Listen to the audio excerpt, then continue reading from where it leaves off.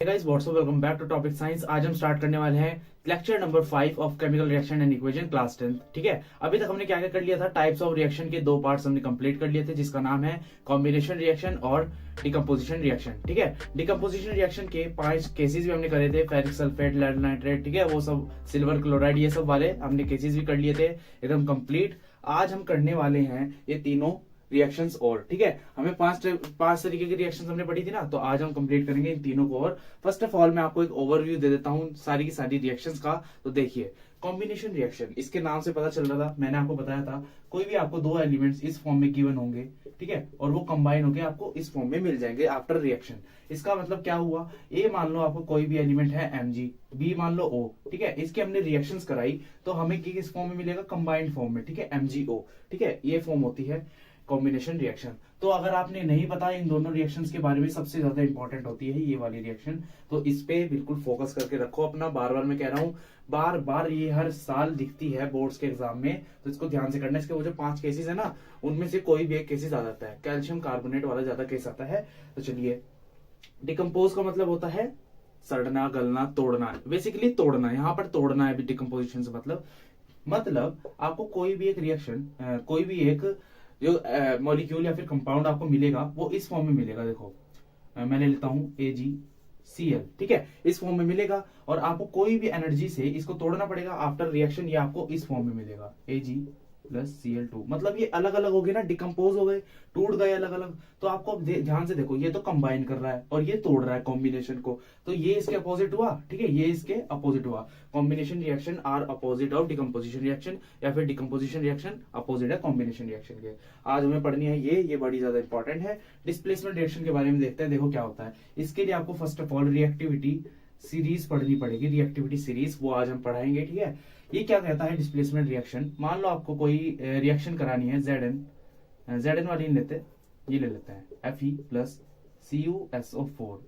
जब आप इसकी रिएक्शन कराओगे ना, तो यहां पर ना रिएक्टिविटी सीरीज का मतलब होता है जो ज्यादा रिएक्टिव मेटल होगा वो डिस्प्लेस कर देगा लेस रिएक्टिव मेटल को। अब ये रिएक्टिविटी क्या होता है, मान लो यार रिएक्ट करना किसी के साथ, जब आप रिएक्शन कराते हो, अगर मान लो Fe ज्यादा ताकतवर है Cu से, तो Fe क्या करेगा, Cu को यहां से हटा के SO4 के साथ बैठ जाएगा। ठीक है, इस तरीके से क्या होगा, FeSO4 बनेगा और Cu आपका अलग हो जाएगा। ठीक है, इसका मतलब होता है डिस्प्लेसमेंट रिएक्शन। अब इसकी फॉर्म कैसे लिख सकते हैं हम, AB की फॉर्म में। देखो ये क्या होगा, ये AB गिव्स A+B, ये डिकम्पोजिशन। अब डिस्प्लेसमेंट क्या होगा, देखो A+BC गिव्स AB+C, ठीक है, ये इसकी फॉर्म होगी। अब यार डबल डिस्प्लेसमेंट समझ में आ गया। अब डबल का मतलब क्या होगा भाई, दो बारी डबल डिस्प्लेसमेंट मतलब दो चीजें डिस्प्लेस होंगी। कैसे होगा, मान लो कोई AB गिवन है और आपका CD गिवन है, तो ये क्या हो जाएगा, AC+BD। समझ गए ना, मतलब मैं क्या कहना चाह रहा हूं, यहाँ पर डबल डिस्प्लेसमेंट हो जाएगा। देखो, बी को तो सी ने डिस्प्लेस कर दिया, और जो आपका सी है उसे आपका बी ने डिस्प्लेस कर दिया। ठीक है, यहाँ पर हो गया डबल डिस्प्लेसमेंट। और इसका तो भैया अलग ही फंडा है, ये तभी ज्यादा इंपॉर्टेंट है, और इसको शॉर्ट फॉर्म में हम क्या देते हैं, रिडॉक्स रिएक्शन। ठीक है, इस रिएक्शन को हम रिडॉक्स रिएक्शन भी कहते हैं। बाकी हम डिटेल में अब पढ़ लेते हैं। चलिए स्टार्ट करते हैं। तो आज की हमारी फर्स्ट रिएक्शन का नाम है डिस्प्लेसमेंट रिएक्शन। ठीक है, those reaction in which more reactive element, मतलब जो ज्यादा रिएक्टिव एलिमेंट है वो डिस्प्लेस कर देता है लेस रिएक्टिव एलिमेंट को from its compound in dissolve form. इसका क्या मतलब हुआ, देखो यार, जिसमें ज्यादा ताकत, मान लो आपकी कोई सीट है, ठीक है, आपकी सीट पर 2 जने बैठे हुए हैं, बट आप गए और आपने उसको कहा कि यहाँ पर मैं बैठूंगा। अब आप कब बैठ सकते हो, या तो आप में ज्यादा ताकत हो या फिर वो बच्चा कम ताकतवर हो। ठीक है, आप उसको क्या कहोगे, भाई तू हट जा वरना मैं लगा दूंगा एक आधा। ठीक है, इसका मतलब आप में ज्यादा ताकत है, आप ज्यादा रिएक्टिव हो, इसलिए आपने उसको डिस्प्लेस कर दिया और आप उसकी जगह पर जाकर बैठ पाए। ठीक है, इसी तरीके से रिएक्शंस में होता है। यहाँ पर नीचे जो रिएक्शन आपको गिवन है, यहाँ पर Fe जो है, Fe मतलब आयरन ज्यादा रिएक्टिव होता है आपके कॉपर से, दैट्स वाई उसने कॉपर को वहां से डिस्प्लेस कर दिया और खुद जाकर बैठ गया, और आपका कलर चेंज हुआ ब्लू कलर से लाइट ग्रीन कलर में। अब जो मेन बात यहाँ पर है, आपको ये कैसे पता चलेगा कि कौन ज्यादा रिएक्टिव है और कौन कम रिएक्टिव है। ठीक है, इसके लिए हमें पढ़नी पड़ती है रिएक्टिविटी सीरीज। तो अब हम पढ़ते हैं अपनी रिएक्टिविटी सीरीज। एक्टिविटी सीरीज आपकी क्या कहती है, अरेंजमेंट ऑफ एलिमेंट्स, मतलब ऐसा एक अरेंजमेंट होता है एलिमेंट का अकॉर्डिंग टू देयर रिएक्टिविटी, उनकी रिएक्टिविटी को देखकर उनको अरेंज किया जाता है from the highest to lowest, मतलब हाईएस्ट मतलब जो सबसे ज्यादा रिएक्टिव होगा उसको एकदम टॉप पे रखेंगे और जो सबसे कम रिएक्टिव होगा उसको एकदम लोअर उसमें रखेंगे, ठीक है। अब ये नीचे देखो आपके सामने सारे एलिमेंट्स के नाम लिखे हुए हैं। पोटेशियम सबसे ज्यादा रिएक्टिव होता है, वो किसी को भी डिस्प्लेस कर सकता है, फिर उससे कम सोडियम, उससे कम कैल्शियम, उससे कम मैग्नीशियम, उससे कम एल्यूमिनियम। अब जिस तरीके से हमने वो रिएक्शन पढ़ी थी FeCuSO4 वाली, अब देखो Fe ज्यादा रिएक्टिव है, आयरन दिख रहा है, हाँ ये देखो जिंक के पास सेकंड लाइन में जिंक के पास जो आयरन है, आयरन ज्यादा रिएक्टिव है कॉपर से, ठीक है। लेड के बाद देखो कॉपर लिखा है, दैट्स वाई आयरन ने डिस्प्लेस कर दिया कॉपर को। तो आप इसको याद देखो भाई, अब इसको आपको याद करना पड़ेगा। याद आप ऐसे करते हो, देखो मैंने तो ऐसे करा था 10th क्लास में, जब मैं 10th क्लास में था तो मैंने एक ट्रिक लगाई थी यहाँ पर, PSC मैजेंटल, ठीक है, PSC मैजेंटल। मैंने ये लिरिक्स टाइप याद कर ली थी और मैं इसको आज तक नहीं भूल पाया। इस तरीके से आप कोई निमोनिक्स बना सकते हैं अपने लिए और आप इसको याद कर सकते हैं। ये आपको लर्न करनी ही पड़ेगी, इसकी कोई शॉर्ट ट्रिक नहीं होती, ठीक है। अब चलते हैं दोबारा से उसी रिएक्शन पे। अच्छा, अब आप सोच रहे होंगे यार ये तो हमें बात पता चल गई डिस्प्लेसमेंट, और ये ज़्यादा रिएक्टिव उसको रिएक्टिव कर देता है, ठीक है, डिस्प्लेस कर देता है, हम दोबारा से इस पे क्यों आए। मैं इसलिए दोबारा आपको इस टॉपिक पे लाया हूँ, इस एग्जांपल पे लाया हूँ, बिकॉज ये एग्जांपल इतना ज़्यादा इंपॉर्टेंट है, हजारों बार पूछ चुके हैं बोर्ड्स वाले, ठीक है, कि अपना Fe जब रिएक्ट करता है CuSO4 से तो क्या होता है, ठीक है, कलर क्या चेंज हो जाता है, कलर क्या होता है CuSO4 का और क्या कलर बन जाता है। जिस तरह अब हम इसको पढ़ लेते हैं, in the above reaction iron being more reactive, पता चल गया हमें आयरन ज़्यादा रिएक्टिव है, वो डिस्प्लेस करता है कॉपर को उसके सोल्यूशन में से, ठीक है, वो कॉपर को उसके सोल्यूशन में से हटा देता है। अब चलो मैंने इसको प्रैक्टिकली आपको परफॉर्म करके दिखा देता हूँ एक बारी। जरा ध्यान से देखो, इस चीज को मत देखना, ठीक है, फिलहाल इतनी चीज को आप निगलेक्ट करो, इस चीज को देखो खाली, इस मटके से को। इसके अंदर ना मैंने CuSO4 लिया जिसका कलर क्या है, ब्लू कलर, ठीक है। अरे ब्लू कलर यार क्यों दिख रहा, ओहो इसको कलर लग रहा है, कलर विजन का कुछ प्रॉब्लम है। देखो यार ब्लू कलर है, ब्लू कलर का सॉल्यूशन आपका CuSO4 का। मैंने क्या करा, इसमें एक आयरन की नेल डाल दी, नेल मतलब एक कील डाल दी इसमें, ठीक है। अब मैंने जैसे ही कील डाली, हमने क्या पढ़ा था, जो आपका आयरन होता है Fe होता है, Fe वो ज्यादा रिएक्टिव होता है आपका Cu से, तो ये क्या करेगा, Fe Cu को डिस्प्लेस कर देगा और जाकर जुड़ जाएगा SO4 के साथ। तो देखो यही हुआ है। अब आपका सोल्यूशन कैसा था, मैं यहां लिख देता हूं ब्लू कलर का, ठीक है। ये जो कलर लिख रहा हूं ना भाई बड़ा इंपॉर्टेंट है, इसको लिख लेना, ठीक है। ये ब्लू कलर बहुत ज्यादा इंपॉर्टेंट है, यही पूछते हैं कि कलर में कैसे चेंज हुआ, ठीक है। तो आपका क्या हुआ, ब्लू कलर का था ये, जैसे ही आपने आयरन इसमें डाली क्या हुआ, जितना Cu था ना, Cu वो सारा का सारा डिपॉजिट हो गया आपके आयरन नेल पे, ठीक है, ऐसे ऐसे Cu आपका इस पे डिपॉजिट हो गया और आपका क्या बचा यहाँ पर, SO4 का सॉल्यूशन बचा है ऐसे, ठीक है। मतलब देखो Cu आपका डिस्प्लेस कर दिया SO4 में से, क्या हो गया, Fe जाकर जुड़ गया SO4 से। अब ये जो Cu बचा ना, Cu इसकी कोटिंग हो जाती है इस आयरन नेल पे, और आयरन नेल का जो कलर होता है ना, नेल का कलर वो कैसा हो जाता है, ब्राउन कलर, ठीक है। आयरन नेल का कलर बदल के कैसे हो जाता है, ब्राउन कलर। ये जो आयरन थी ना भाई, यहाँ तो ग्रे कलर की आती है ना आयरन, तो इसका कलर कैसे बदल के हो गया, ब्राउन कलर का। तो ये था आपका पूरा प्रैक्टिकली परफॉर्म, और इसका कलर कैसा हो गया पूरे के पूरे सॉल्यूशन का, ग्रीन, ठीक है। अब ग्रीन मार्कर नहीं था मेरे पे, वरना वो मैं यहाँ चला देता, आप समझ लो, ठीक है। ये कैसा हो गया आपका, ग्रीन कलर का। तो ये था आपका पूरा पूरा एक्सपेरिमेंट, बड़ा ही इंपॉर्टेंट है, आया था इसलिए पढ़ाया मैंने इतना उससे। अब पढ़ते हैं अपने पॉइंट्स, ठीक है। इन द अबव रिएक्शन, जो ऊपर आपको रिएक्शन है, iron being more reactive displaces copper from its solution, iron ज्यादा रिएक्टिव था इसलिए उसने कॉपर को डिस्प्लेस कर दिया उसके सॉल्यूशन में से। ऑल्सो ब्लू कलर का जो कॉपर सल्फेट का सॉल्यूशन था ना, वो चेंज हो गया light green colour of ferric sulphate, ठीक है।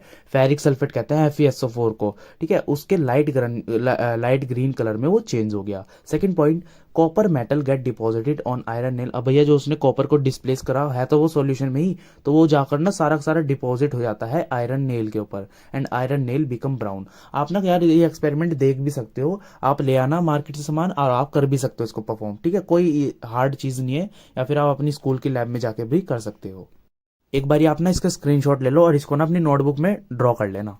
अब जिसकी 9th वीक है ना यार, उसको देखो थोड़ी सी प्रॉब्लम हो सकती है अब यहाँ पे डबल डिस्प्लेसमेंट रिएक्शन में। जब भी मैं देखता हूँ, जितना मैं करा सकता हूँ उतना मैं कराऊंगा, ठीक है।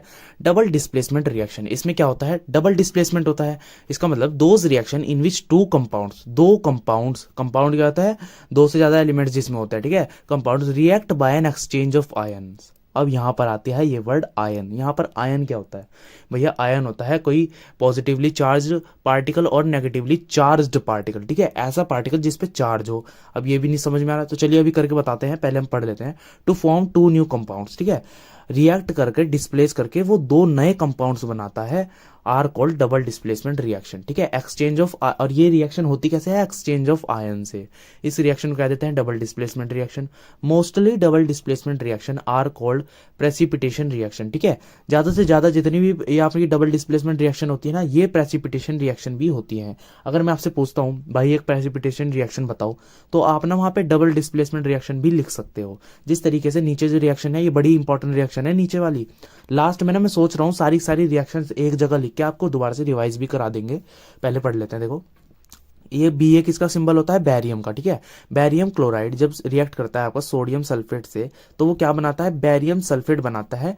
व्हाइट प्रेसिपिटेट होते हैं जिसके, ठीक है, व्हाइट प्रेसिपिटेट अभी आगे फिगर में बता देंगे, ठीक है। और आपको बनता है NaCl, एक्सचेंज ऑफ आयन से हुई है और ये रिएक्शन, ठीक है। अब ये बैरियम सल्फेट के आपके पास व्हाइट प्रेसिपिटेट बने हैं। प्रेसिपिटेट क्या होता है ये अब हमें पढ़ना है। अब देखो प्रेसिपिटेट क्या होता है। What is precipitate, precipitate as a insoluble substance, ये एक ऐसा इनसॉल्युबल सब्सटेंस है। इनसॉल्युबल का मतलब जो आपका घुलते नहीं है पानी में, ठीक है, वो इनसॉल्युबल होता है। जिस तरह आप पानी में सैंड डाल दो तो वो क्या होगा, थोड़ी देर बाद जाकर नीचे जाकर बैठ जाएगी। इसी तरीके से आपका प्रेसिपिटेट होता है। That get settle down at the bottom of the beaker, जो थोड़ी देर बाद आपका बॉटम ऑफ द बीकर में जाकर सेटल डाउन हो जाते हैं। And remain insoluble, sorry insoluble होते हैं। रिमेन इनसॉल्युबल का मतलब घुलते ही नहीं है। अब ये तो आपका हो गया प्रेसिपिटेट। सेकंड आता है आपका question, what is precipitation reaction, दोनों में डिफरेंस है, ठीक है। प्रेसिपिटेट अलग है, प्रेसिपिटेशन रिएक्शन अलग है। Those reaction in which one of the product form, अब प्रोडक्ट और रिएक्टेंट तो आपको पता है, रिएक्टेंट जो रिएक्ट करते हैं और प्रोडक्ट वो जो आपको बनकर मिलता है, ठीक है। वन ऑफ द प्रोडक्ट मतलब उन जो प्रोडक्ट आपके पास बने ना, उनमें से एक प्रोडक्ट हो आपका इनसॉल्युबल सब्सटेंस, ठीक है। And get settle down at the surface of the beaker is called precipitation reaction. And that insoluble substance known as precipitate, और वो जो इनसॉल्युबल सब्सटेंस है ना उसको हम कह देते हैं प्रेसिपिटेट। तो ये था आपका प्रेसिपिटेट। फिगर में देखो दिख रहा होगा ये जो ब्लू ब्लू डॉट्स है ना, ये आपका प्रेसिपिटेट है। बेसिकली प्रेसिपिटेट ना एक झाग टाइप होते हैं। जब आप 11th क्लास में आओगे ना, इतने सारे एक्सपेरिमेंट होते हैं ना, तब आप सोचोगे यार ये क्या चीज थी, समझ ही नहीं आ रही थी, ठीक है। वहां तो आप खुद परफॉर्म करोगे। तो अब ना हम थोड़ा सा आयन के बारे में पढ़ लेते हैं, आयन के बारे में, ठीक है। यार ये बेसिक ज्ञान आपके पास होना चाहिए अगर आपको बाद में साइंस लेनी है, ठीक है। आयन देखो क्या होता है, आपने आज तक किसी भी एलिमेंट का सिंबल Na पढ़ा होगा। जब ये और इसके अगर हम इलेक्ट्रॉनिक कॉन्फ़िगरेशन करें, इसका एटॉमिक नंबर 11 होता है, तो ये क्या होगा 281, ठीक है। इसकी इलेक्ट्रॉनिक कॉन्फ़िगरेशन होगी। अब अगर ये लूज करेगा, अब भैया ये तो लूज ही करेगा ना, जब कभी भी सोडियम एटम एक इलेक्ट्रॉन को लूज करता है तो इसके ऊपर चार्ज आता है पॉजिटिव का, ठीक है। जबकि ये लूज कर रहा है, इसके ऊपर चार्ज आता है पॉजिटिव का। अगर कोई एलिमेंट गेन कर लेता है, मान लो क्लोरीन है, क्लोरीन, ठीक है, क्लोरीन की इलेक्ट्रॉनिक कॉन्फ़िगरेशन क्या होता है 287, ठीक है। इसके पास एक की कमी है, तो ये जब गेन करेगा तो इसके ऊपर आ जाएगा नेगेटिव का चार्ज। गेन करता है नेगेटिव का चार्ज, लूज करता है पॉजिटिव का चार्ज। और ये चार्ज पार्टिकल जो आपके पास आया है ना Na+ और Cl नेगेटिव, तो ये क्या हो गया आपके आयन, ठीक है, ये हो गया आपके आयन। बस ये था आयन आपका, ठीक है। चलिए अब हमारी लास्ट रिएक्शन आती है जिसका नाम है रिडक्शन ऑक्सीडेशन रिएक्शन। सबसे ज्यादा इंपॉर्टेंट है, इंपॉर्टेंट नहीं कह सकते, एक तरीके से हार्ड है, थोड़ी सी हार्ड भी नहीं कह सकते, एक तरीके से कॉन्सेप्चुअल है थोड़ी सी, ठीक है। चलिए रिडक्शन ऑक्सीडेशन रिएक्शन को हम क्या कहते हैं, रिडॉक्स रिडॉक्स रिएक्शन, ठीक है। ये ना शॉर्ट फॉर्म होती है रिएक्शन की, ठीक है। हम इसको रिडॉक्स रिएक्शन भी कह देते हैं। जिस तरीके से यार आपका घर का नाम होता है ना, कुछ भी मान लो आपको एक बड़ा सा नाम होता है और घर पे आपको कह देते हैं एक छोटा सा नाम, लाइक जीतू, ठीक है। इसलिए रिडक्शन ऑक्सीडेशन रिएक्शन को हम, इसका छोटा सा नाम क्या होता है, रिडॉक्स रिएक्शन, ठीक है। चलिए अब इस रिएक्शन में आपको दो चीजें पढ़नी होंगी जो कि हैं आपका रिडक्शन और ऑक्सीडेशन, ठीक है। दो चीजें आपको पढ़नी होंगी, इसका नाम है रिडक्शन और ऑक्सीडेशन। फर्स्ट ऑफ ऑल हम पढ़ते हैं ऑक्सीडेशन क्या होता है। देखो ऑक्सीडेशन हमारा पहला टॉपिक है, ठीक है। इसमें दो टॉपिक्स नहीं है, चार टॉपिक्स हैं। फिलहाल आपको देखना पड़ रहा होगा ऑक्सीडेशन और रिडक्शन, बाकी चार टॉपिक है, मैं बताता चलता हूँ, ठीक है। ऑक्सीडेशन क्या होता है, अ केमिकल रिएक्शन, ऐसी एक केमिकल रिएक्शन जिसमें इन विच सब्सटेंस गेन ऑक्सीजन, कोई भी एक सब्सटेंस होता है ना, कोई भी एक एलिमेंट होता है, वो गेन करता है ऑक्सीजन को, मतलब वो ऑक्सीजन पा लेता है और ऑक्सीजन और हाइड्रोजन को लूज करता है, ठीक है। ऑक्सीजन का गेन करना, हाइड्रोजन को लूज करना, लिख देता हूं मैं, gain of oxygen, gain of oxygen and loss of hydrogen, ठीक है। ये होता है आपका ऑक्सीडेशन। खाली इतनी सी डेफिनेशन थी, अभी आगे स्लाइड आएगी पूरी की पूरी, बट मैं थोड़ा सा यहां पर सिखा रहा हूं आपको कॉन्सेप्ट, ठीक है। अब हमें सीखना है रिडक्शन। रिडक्शन रिडक्शन क्या होता है आपका, रिडक्शन यार इसका अपोजिट होगा। यहां पर क्या होगा, gain of gain of hydrogen and loss of oxygen. ठीक है, कोई भी एक सब्सटेंस जब कभी भी वो हाइड्रोजन को गेन कर ले, मतलब हाइड्रोजन को पा ले, प्रोडक्ट जब बनता है ना वो हाइड्रोजन को पा ले और अपना ऑक्सीजन को लूज कर दे। ठीक है, तो ये होती है आपकी ऑक्सीडेशन और रिडक्शन। ये दोनों चीजें आपको पता चल गई। चलिए अब बढ़ते हैं आगे। अब जरा आप इस रिएक्शन में देखो, मैंने क्या कहा, ऑक्सीडेशन क्या होता है, gain of oxygen loss of hydrogen. अगर मैं आपसे पूछ लूं इसमें कौन सा सब्सटेंस ऑक्सीजन को गेन कर रहा है और हाइड्रोजन को लूज कर रहा है, तो आप ध्यान से देखकर बताओ। Cu के पास इस वक्त ऑक्सीजन है, जरूरी नहीं है कि O2 ही हो, खाली एक एटम ऑक्सीजन का तो वो भी चलेगा। ठीक है, ऑक्सीजन होना चाहिए बस। ठीक है, तो Cu आपका ऑक्सीजन है उसके पास। अब यहां पर देखो उसने लूज कर दिया ऑक्सीजन को, मतलब lose of oxygen and gain of hydrogen. ठीक है, lose of oxygen gain of hydrogen, तो यहां पर क्या हो गया, रिडक्शन हो गया। ठीक है, रिडक्शन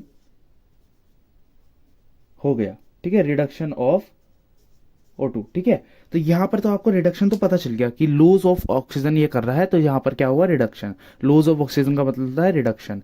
अब यहां पर देखो गेन क्या कर रहा है, गेन कौन कर रहा है, देखो हाइड्रोजन है, हाइड्रोजन H2, ये H2 ने गेन कर ली ऑक्सीजन। ठीक है, H2 ने गेन कर ली ऑक्सीजन, तो यहां पर क्या हो गया आपका, ये ऐसे। ठीक है, यहां पर क्या हो गया आपका, ऑक्सीडेशन। या यहाँ पे कोई भी सब्सटेंस हो, मान लो हाइड्रोजन हो, ऑक्सीजन हो, कुछ भी हो, बस उसने अगर ऑक्सीजन को गेन कर लिया, गेन ऑफ ऑक्सीजन क्या होता है, ऑक्सीडेशन। और अगर उसने ऑक्सीजन को लूज कर दिया, जिस तरीके से Cu ने ऑक्सीजन को यहाँ पर लूज कर दिया, तो उसको कह देते हैं रिडक्शन। ठीक है, चलिए स्लाइड से थोड़ा सा पढ़ लेते हैं। देखो, reduction oxidation reaction are also known as redox reaction, ये तो हमने बता दिया था। ठीक है, ऑक्सीडेशन क्या होता है, chemical reaction in which substance gain oxygen, कोई भी एक सब्सटेंस होता है वो गेन तो कर रहा है ऑक्सीजन, मतलब उसे ऑक्सीजन मिल जाती है और उसे बदले में हाइड्रोजन को छोड़ना पड़ता है, उसे हम कह देते हैं ऑक्सीडेशन। रिडक्शन क्या होता है, केमिकल रिएक्शन, कोई भी एक केमिकल रिएक्शन ऐसी जिसमें हम ऑक्सीजन को लूज करते हैं और हाइड्रोजन को गेन करते हैं, उसे हम कह देते हैं रिडक्शन। वापस से इसी चीज पे आ जाओ। अब आपको ना दो और नई टर्म्स मिलने वाली हैं, इसको हम कह देते हैं, एक तो आपका होता है ऑक्सीडाइजिंग एजेंट। अब भैया आपके पास एजेंट की वर्ड आने वाला है, ये क्या होता है, देखो देख लेते हैं। दो एजेंट्स होता है आपके पास, रिड्यूसिंग, ठीक है, रिड्यूसिंग एजेंट होता है आपके पास, और ऑक्सीडाइजिंग एजेंट, ऑक्सीडाइजिंग एजेंट। चलो, एजेंट क्या होते हैं भैया, जो आपको काम करवाते हैं, जो आपका काम कराते हैं जल्दी। ठीक है, जो आपको काम कराते हैं जल्दी। तो रिड्यूसिंग का मतलब आपको पता चल गया था, मतलब gain of hydrogen and loss of oxygen. अब देखो पढ़ते हैं हम, अ substance which causes removal of oxygen. Reducing agent क्या होता है, अ सब्सटेंस, एक ऐसा सब्सटेंस जो आपका रिमूवल ऑफ ऑक्सीजन कराता है। मतलब देखो रिडक्शन क्या था, रिमूवल ऑफ ऑक्सीजन, देखो लॉस ऑफ ऑक्सीजन को मैं क्या कह रहा हूँ, रिमूवल ऑफ ऑक्सीजन। ठीक है, and addition of hydrogen, gain of hydrogen क्या कह रहा हूँ, addition of hydrogen. Reducing agent वो होता है जो आपका ऑक्सीजन को रिमूव कराता है और हाइड्रोजन को गेन कराता है। ठीक है, उसको हम कह देते हैं रिड्यूसिंग एजेंट। अब हम जरा इसी रिएक्शन में मैं आपसे पूछ लूँ, अगर यहाँ पर रिड्यूसिंग एजेंट आपका क्या होगा, तो आप आराम से बता दोगे। देखो यार, अगर हाइड्रोजन ना होता तो आपका ऑक्सीजन लूज ही ना होता। भाई हाइड्रोजन ना होता तो ऑक्सीजन लूज हो गया, किसके पास लगता, यहाँ पर तो हाइड्रोजन था इसलिए ऑक्सीजन जाकर इसके पास लग गया। ठीक है, अगर ये होता ही ना तो क्या होता, ऑक्सीजन लग ही ना पाता, इससे हटता ही ना Cu से। तो यहाँ पर जो आपका हाइड्रोजन हुआ वो हुआ आपका रिड्यूसिंग एजेंट, ये देखो। ठीक है, हाइड्रोजन आपका रिड्यूसिंग एजेंट हो गया। अब मैं पूछ लूँ ऑक्सीडाइजिंग एजेंट। ऑक्सीडाइजिंग एजेंट क्या होता है, अब उसकी बात करते हैं हम। अ सब्सटेंस विच कॉजेज, ऐसा सब्सटेंस जो कॉज करता है आपका एडिशन ऑफ ऑक्सीजन, मतलब एडिशन ऑफ ऑक्सीजन का मतलब ऑक्सीजन को ऐड कराना। ठीक है, अब ऑक्सीजन को ऐड यहाँ पर कौन करा रहा है, और आपका क्या होता है, रिमूवल ऑफ हाइड्रोजन, ऑक्सीजन को ऐड कराना। देखो कहाँ पर, गेन ऑफ ऑक्सीजन को ऐड ऑफ ऑक्सीजन कह रहा हूँ, लॉस ऑफ हाइड्रोजन को रिमूवल ऑफ हाइड्रोजन कह रहा हूँ। ठीक है, अब जरा ध्यान से देखो, इसी रिएक्शन में आपका ऑक्सीडाइजिंग एजेंट कौन सा हुआ भाई, CuO हुआ, CuO। यही अगर ये ना होता तो इसके पास ऑक्सीजन थी, अगर यही ना होता तो ऑक्सीजन कहाँ से आती, गेन कहाँ से करता, ये गेन कहाँ से करता, H2O। इसके पास जब CuO के पास ऑक्सीजन थी तभी तो ये गेन कर पाया, तो आपका CuO क्या हुआ, ऑक्सीडाइजिंग एजेंट। ठीक है, जिसके ये ना उल्टा है एक तरीके से, देखो जो आपका ऑक्सीडाइज हो रहा वो आपका रिड्यूस हो रहा होगा। ठीक है, और जो आपका रिड्यूस हो रहा वो आपका ऑक्सीडाइजिंग एजेंट होगा। ठीक है, बस ये था आपका रिड्यूसिंग एजेंट और ऑक्सीडाइजिंग एजेंट। अब हम देख लेते हैं इसको स्लाइड से। तो नीचे देखो, देखो रिड्यूसिंग एजेंट क्या होता है, अ substance which causes removal of oxygen. अब यार इसको रीड करूंगा खाली मैं, ठीक है, समझा तो मैंने दिया ही है, तो आप रीड अपने आप से कर लेना और इसका ले लो स्क्रीनशॉट। तो एट द एंड आपको इस टॉपिक से समझ क्या आया कि रिडक्शन क्या होता है, gain of hydrogen lose of oxygen. और ऑक्सीडेशन क्या होता है, lose of hydrogen gain of oxygen, ठीक है। Oxidation is lose of hydrogen and reduction is gain of hydrogen, ठीक है। ये था आपका कॉन्सेप्ट पूरा का पूरा। अब इस पे यार एक आधा क्वेश्चन कर लेते हैं पहले। अब आपको ये दो क्वेश्चन सॉल्व करने हैं रिड्यूसिंग।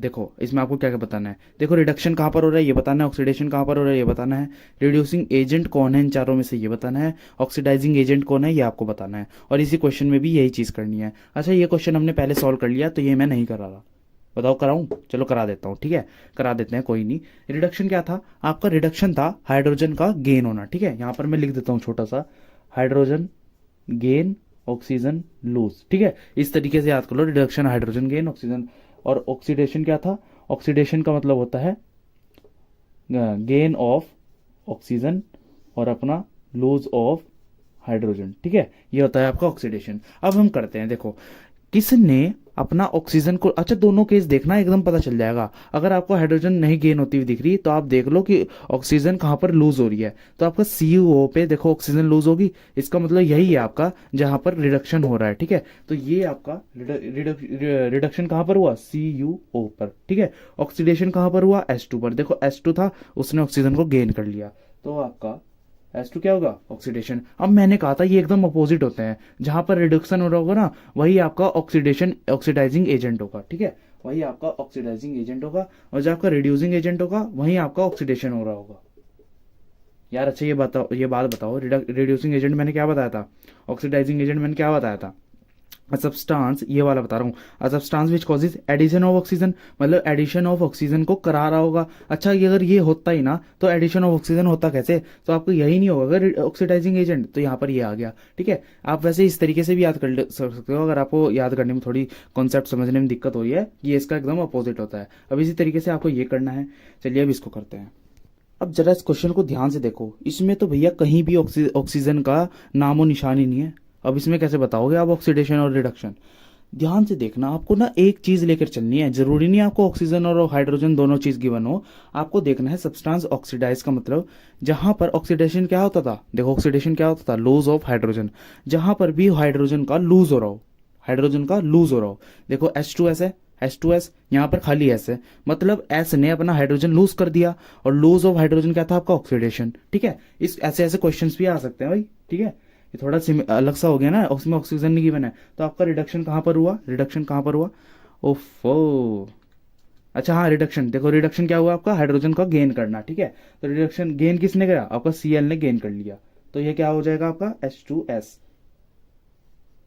ठीक है। Cl2 तो ये हो गया, और ऑक्सीडाइजिंग एजेंट क्या हो गया, H2S, ठीक है। ये आपको पता चल गया, ऑक्सीडेशन यहाँ पर होता है, रिडक्शन यहाँ पर होता है। अब इसका अपोजिट ही वही होता है, रिड्यूसिंग एजेंट, ऑक्सीडाइजिंग एजेंट का अपोजिट क्या, H2S, और आपका ऑक्सीडाइजिंग एजेंट क्या होगा जहां पर रिडक्शन हो रहा होगा, Cl2, ठीक है। देखो एक सच्ची बात बताऊं, ये आज तक पेपर में आया नहीं, पर मैं ये नहीं कहूंगा कि आएगा ही नहीं, ठीक है, आ सकता है, मैं ऐसी कोई बात नहीं कर रहा, ठीक है। चलिए इसको कर लेना फिर भी। देखो अब तक आपने जो भी पढ़ा ना, रिडक्शन ऑक्सीडेशन रिएक्शन, ये सब ना पुरानी बातें थी, पर हमारी मॉडर्न केमिस्ट्री हमें क्या कह देती है, according to modern chemistry in electronic concept, ठीक है, oxidation is a process, oxidation is एक ऐसा प्रोसेस है जिसमें कोई एटम या फिर कोई आयन, यार यहाँ पर देखो आयरन लिखा गया, सॉरी यहाँ पर आयन है, ठीक है, लूजेस इलेक्ट्रॉन, जो कि अपने इलेक्ट्रॉन को लूज कर दे। और रिडक्शन क्या होता है, जो is a process in which an atom और एन आयन गेन्स इलेक्ट्रॉन, ठीक है। रिडक्शन क्या होता है, जहां पर आपका इलेक्ट्रॉन गेन हो जाता है, ठीक है। तो ये था आपका मॉडर्न केमिस्ट्री का कॉन्सेप्ट, इसको एक बार हम करके देख लेते हैं। अब मैं कोई एक एग्जांपल लेता हूं, मान लो मैं Na प्लस Cl करूं, तो ये जो आपका कंबाइन होकर मिलेगा ना आपको NaCl, तो यहाँ पर इलेक्ट्रॉनिक कॉन्सेप्ट लगेगा मॉडर्न केमिस्ट्री का। फॉर एग्जांपल अभी जो आपका रिएक्शन हुआ है, रिडक्शन ऑक्सीडेशन रिएक्शन, यहाँ पर सोडियम क्या वैलेंसी क्या होती है, 281, मतलब उसकी वैलेंसी क्या होती है, 1 की होती है ना, नेगेटिव का 1, तो आपका Cl की क्या होती है, 287, ठीक है। अब देखो जरा, अब जब ये कंपाउंड बना, ये ना आपका लूज ऑफ इलेक्ट्रॉन और गेन ऑफ इलेक्ट्रॉन से बनेगा। अब आपका ऑक्सीडेशन क्या था, lose of electron, lose of electron, और आपका रिडक्शन क्या था, गेन ऑफ इलेक्ट्रॉन, ठीक है, इलेक्ट्रॉन आपको गेन वेट। अब जरा मैं ना इसकी आपको एक ट्रिक बता देता हूँ, ट्रिक से आप आसानी से याद कर सकते हो। देखो ऑयल और रिच, ठीक है, ये दो चीजें आप याद कर लो। ऑयल से मतलब ऑक्सीडेशन, लूज मतलब lose of electron oxidation, oxidation में क्या होता है लूज ऑफ इलेक्ट्रॉन, और रिडक्शन में होता है गेन ऑफ इलेक्ट्रॉन। ठीक है, इस तरीके से आप ये याद कर लेना, मैंने तो इस तरीके से करा था, वही मैं बता देता हूँ। ठीक है, बाकी रट्टेबाज है तो रट्टेबाज कर लो। अब ये देखो क्या होगा, ये आपका एक इलेक्ट्रॉन लूज करेगा और ये आपका एक इलेक्ट्रॉन गेन करेगा, और जब इसका एक इलेक्ट्रॉन लूज होगा तो वो ये गेन कर लेगा Cl। ठीक है, तो वो Cl गेन कर लेगा, दैट्स वाई आपका बन जाएगा NaCl। ठीक है, ये था आपका इलेक्ट्रॉनिक कॉन्सेप्ट। अच्छा, एक और चीज बता देता हूँ, अब मैं आपको ना एक टेबल बनाकर दिखाता हूँ, टेबल से और आसानी से आपको समझ में आएगा। देखो यहाँ पर क्या हुआ, मैं उसको एक अच्छे तरीके से बता देता हूँ। देखो यहाँ पर एलिमेंट्स कौन कौन से थे, एलिमेंट्स और आपका रिएक्टेंट और आपका प्रोडक्ट। ठीक है, इसकी ना मैं एक टेबल बना रहा हूँ, देखो क्या होगा, बना ली। ठीक है, अब यहाँ पर क्या था, एलिमेंट्स क्या क्या पास है आपके, Na और Cl। Na में आपका नो चार्ज था, ठीक है, कोई भी चार्ज नहीं था, और आपका Cl में कैसा चार्ज था, उसमें भी कोई चार्ज नहीं था। ठीक है, Na में जीरो चार्ज, इसमें भी जीरो चार्ज। बट जब आपका प्रोडक्ट बना, उसने भाई लूज गेन हुआ, लूज गेन। अगर आप इसको डिसोसिएट करते हो तो यहाँ पर पता क्या साइन आएगा, ये तो आपका एक गेन करने की हालत में है, बिकॉज जैसे ये गेन करेगा इसकी लास्ट शेल एकदम फिल हो जाएगी और ये आपका लूज करेगा। ठीक है, दैट्स वाई जो लूज करता है उस पर आता है पॉजिटिव का चार्ज, और जो आपका गेन करता है उस पर आता है नेगेटिव का चार्ज। ठीक है, सो Na इज ऑक्सीडाइज और आपका Cl इज रिड्यूस बिकॉज ये गेन कर रहा है। तो ये था आपका इलेक्ट्रॉनिक कॉन्सेप्ट, बस ये था। तो बस यही थे आज के हमारे टॉपिक्स। हमने अपने 5 के 5 रिएक्शंस को कंप्लीट कर लिया, हर एक एग्जांपल को लेकर, हर एक कॉन्सेप्ट को लेकर। ठीक है, अब हम नेक्स्ट लेक्चर में इस चैप्टर को ही कंप्लीट कर देंगे। ठीक है, बड़ा ही आसान, बड़ी मजेदार चीज आगे अगर नेक्स्ट लेक्चर में आने वाली है, उसको लेफ्ट मत करना, बिकॉज वहां से भी 2-3 मार्क्स के क्वेश्चन आ जाते हैं। ठीक है, और वो जो कॉन्सेप्ट नेक्स्ट वीडियो में बनेगा ना, वो आपका मेटल एंड नॉन मेटल में भी है। ठीक है, आज की थोड़ी प्रैक्टिस कर लो। ये जो रिडक्शन ऑक्सीडेशन रिएक्शन है ना, ये आपको क्लास 11 में पूरा एक सेपरेट चैप्टर है। अगर आपको साइंस लोगे तो एक पूरा सेपरेट चैप्टर है रिडॉक्स रिएक्शन के नाम से। ठीक है, तो इसको ध्यान से करना। यहाँ पर कॉन्सेप्ट ये कम यूज होगा, बट 11th क्लास में यूज होगा ज्यादा तरीके से। देखते हैं, हम करेंगे अपलोड तो बता देंगे। ठीक है, चलिए इसी के साथ करते हैं अपनी वीडियो को एंड। कोई प्रॉब्लम आती है लिख देना। अभी हम क्वेश्चन इसलिए नहीं करा रहे बिकॉज हम एक सेपरेट वीडियो लाएंगे क्वेश्चन का। मोस्ट प्रोबेबल या तो हम लेक्चर के बाद ही डाल देंगे, इस चैप्टर कंप्लीट होने के बाद, या फिर हम जनवरी में स्टार्ट करेंगे क्वेश्चंस को अपलोड करना। एकदम इंपॉर्टेंट क्वेश्चंस को हम अपलोड करेंगे। तो चलिए इसी के साथ करते हैं अपनी वीडियो को and. Thank you so much for watching.